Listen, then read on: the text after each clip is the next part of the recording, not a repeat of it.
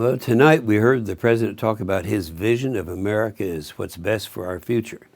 And as we count down the final months of his presidency, Americans need to remember that this administration's policies have been a disaster. The protection of America and its citizens should be the president's top priority. But in the past few weeks, we've seen him go out of his way to announce executive gun control that could make it harder for law-abiding citizens to exercise their Second Amendment rights when they need them the most.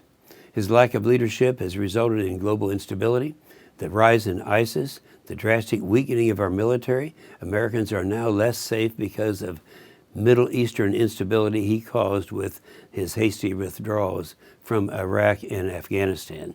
The deal he signed in Iran does nothing but appease the enemy. And with every terrorist released from Gitmo, Guantanamo Bay, we have another attacker to be worried about. We're now at a point where American dominance on the seas, in the skies, and in space can no longer be taken for granted. And that's a quote from Chuck Hagel, the president's former Secretary of Defense. Now, see, that's not me talking. Let me repeat that. He said, this is Obama's Secretary of Defense, we are now at a point where American dominance on the seas, in the skies, and in space can no longer be taken for granted. Obama tries to take credit for the country's energy renaissance, but what he won't acknowledge is that it's occurred in spite of his war on fossil fuels. He vowed to veto the bill allowing American oil exports, and on federal land where he has control, oil production has actually fallen.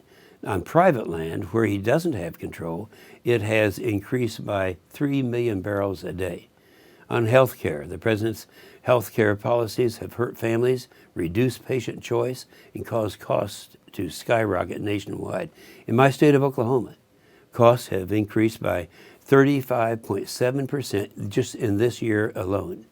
President Obama vetoed the bill Congress passed to dismantle Obamacare and to defund Planned Parenthood, but we won't give up until it is successfully accomplished. We won't quit. The Republican majority, that's us, in just 1 year, passed the first long-term highway bill and the first balanced budget in a decade. We passed an education reform bill that repeals the Common Core and provided permanent tax relief for families and small businesses. This Congress, while I have served as the chairman of the Environment and Public Works Committee, we've worked to stop the EPA from ignoring the states and overregulating every sector of our economy. Don't take my word for it, look at the facts. 31 states are now suing the EPA over its Waters of the United States rule. That's called the WOTUS rule. The federal courts have placed a nationwide stay on that rule. 27 states now have sued the EPA over its power plant regulations because they know these regulations will cost $292 billion and result in double-digit electricity price increases with no measurable emission changes.